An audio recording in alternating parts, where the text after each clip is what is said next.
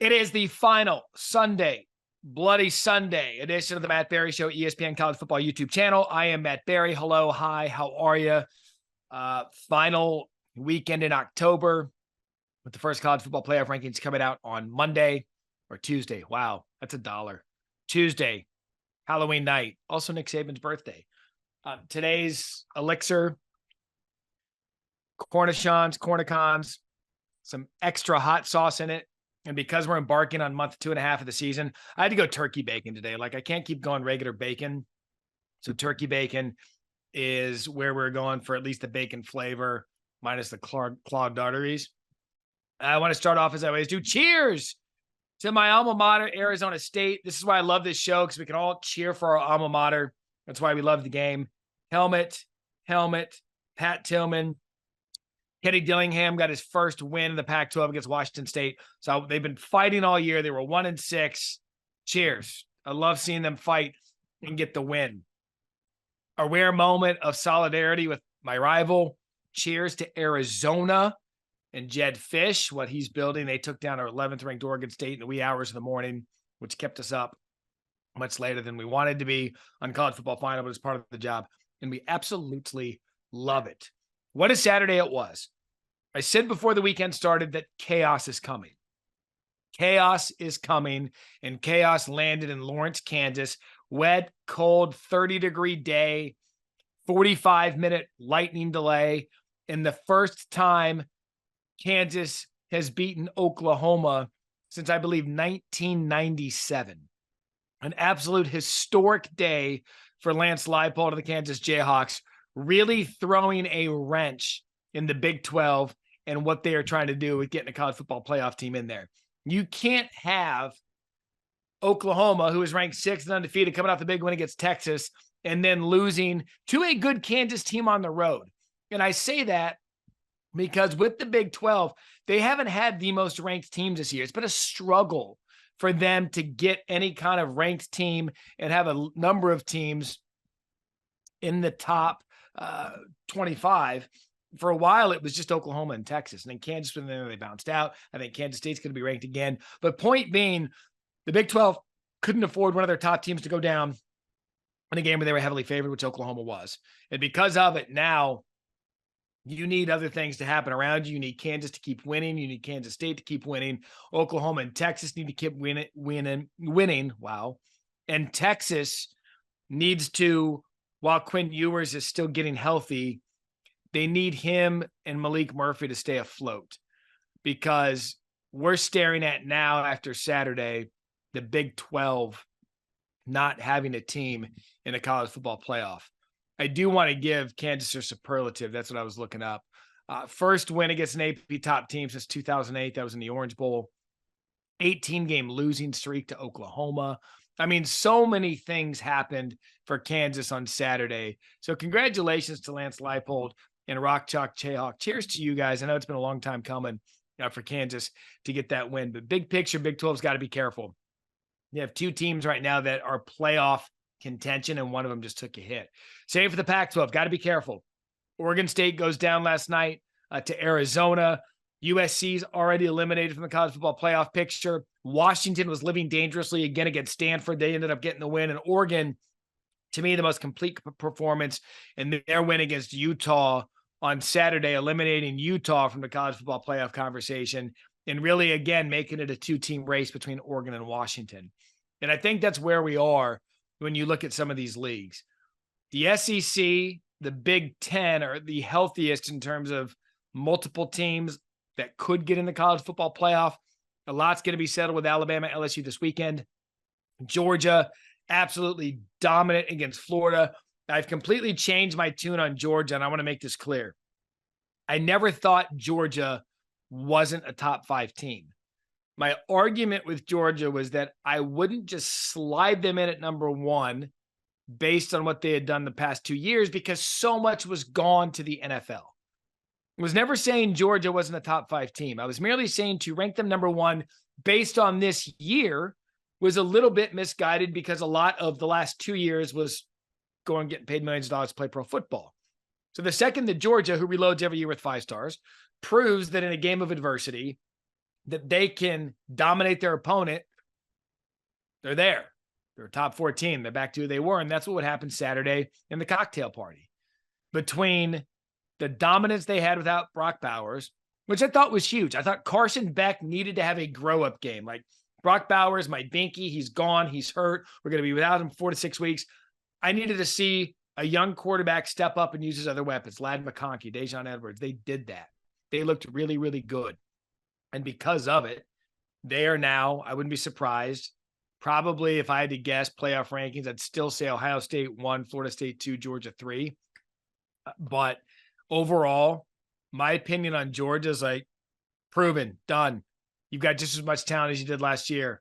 Put them in the top 4. They're going to have to play their way out. Missouri's up next. Then Ole Miss. They've got a game against Tennessee and likely the SEC championship against either Alabama, Ole Miss. Well, they'll play Ole Miss, so that'll cancel each other out. But either Alabama or LSU, which is happening this weekend. And so there are so many scenarios now as we get to November that are going to be really entertaining to watch. And so for me, for Georgia, look, man, you did it. Your quarterback is really, really good. You're really, really talented again. Welcome into the top 4 once again. You've proven your bona fides after losing so many guys to the NFL. Alabama and LSU, customary bye week heading into their game. Tennessee, I wish I knew more about them and that what are they really? They run the ball really well. There are times where Milton looks like a first-round draft pick. They have some football left to play, but I just don't know enough about who Tennessee is because last year it was easy. It was Hendon and Hooker. They were high flying. They played just enough defense to get by. And by the way, I mean, we're on the year anniversary of Tennessee being ranked number 1 in the initial college football playoff rankings. So the SEC kind of true to form yesterday, the big one coming up next week. Cannot wait to watch that because it usually is the game that dictates the rest of the way in the SEC. Miami, I want to bring up Miami and Virginia because Miami had a 3rd straight overtime win and a 2nd straight year of beating Virginia in overtime.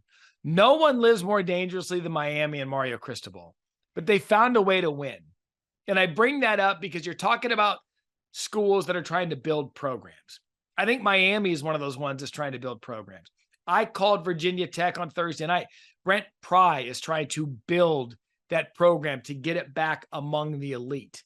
And Mike Norvell, segue, is a guy that had to do that in his first couple of years at Florida State, where for a while it looked bleak.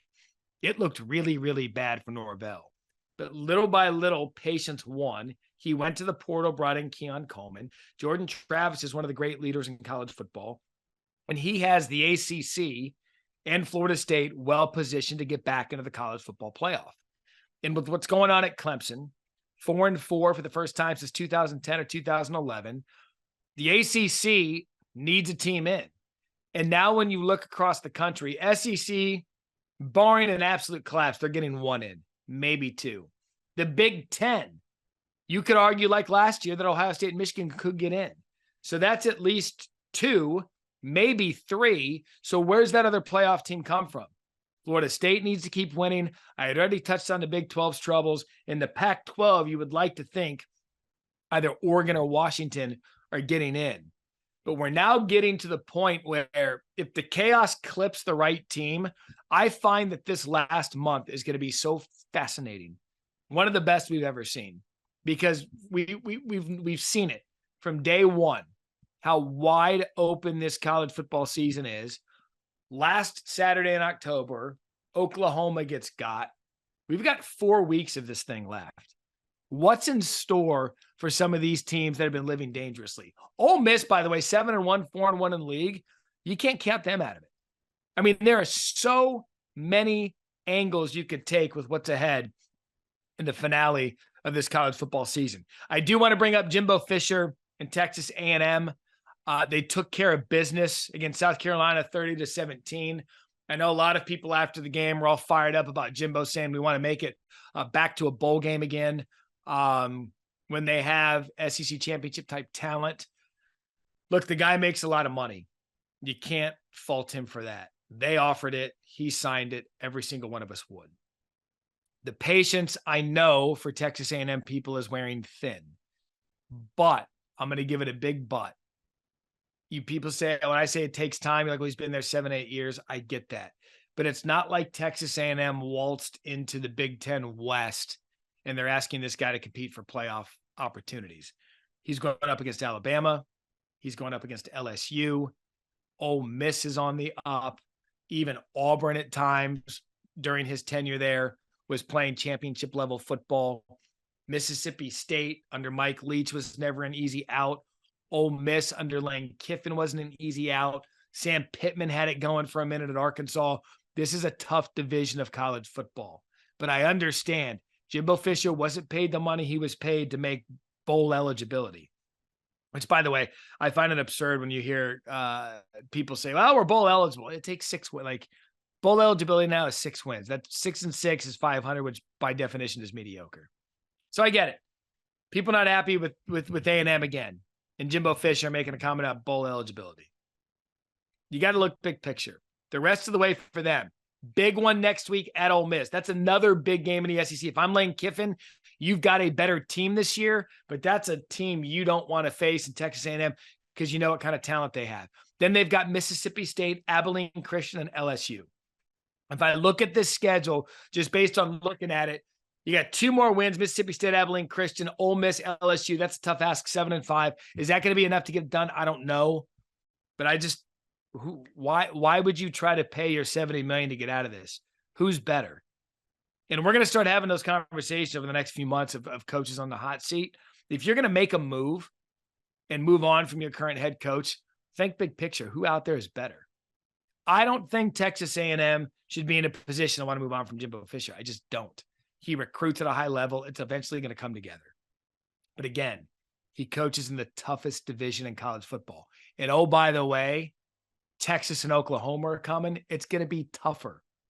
It's a fascinating time in college football. I can go an hour talking about where we are headed in this sport, but here's what I know we're headed right now. The first college football playoff rankings, the final month of the season. We're a Bloody Mary Sunday away from being able to give each other some therapy over another exciting college football Saturday. So if your team won, cheers, congratulations. If your team lost, have another one of these. But it was another remarkable day. Oh, one soapbox real quick before we get out of here. I would like the Heisman Trophy voters and the Heisman Trophy people to maybe once think outside the box, away from a team that's not undefeated or one loss, and look outside the quarterback picture for the Heisman Trophy. Because I am here to stump for Ollie Gordon II, the running back for Oklahoma State. Yesterday, 25 carries, 271 yards, and 2 touchdowns. The week before, I gave him a helmet sticker on College Football Final. He was over 260 and 4 touchdowns. The week before, he was over 260 all-purpose yards and a couple more touchdowns. He has single-handedly changed the course of Oklahoma State's season. So if you're a voter, if you're in the media like us, shine the spotlight on Ollie Gordon II. He will get it next week in Bedlam. I know quarterbacks are stars. I know quarterbacks get all the attention, but give him a look. Let's think outside the box, people. Let's give the Pokes and let's give Ollie Gordon some Heisman Trophy love. If this is about the most outstanding player in college football, he is one of them. So cheers to Gordon. Cheers to Oklahoma State. Cheers to you. Give me something I can feel. Light a cigarette.